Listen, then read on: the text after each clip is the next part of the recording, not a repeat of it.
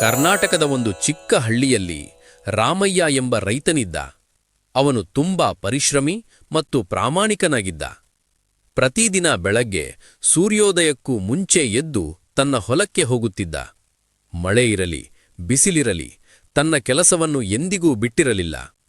ಒಂದು ವರ್ಷ ಹಳ್ಳಿಯಲ್ಲಿ ಭಾರೀ ಬರ ಬಂತು. ಹಲವಾರು ರೈತರು ಬೆಳೆ ಬೀಳದೆ ನಿರಾಶರಾದರು. ಆದರೆ ರಾಮಯ್ಯ ಹತಾಶನಾಗಲಿಲ್ಲ.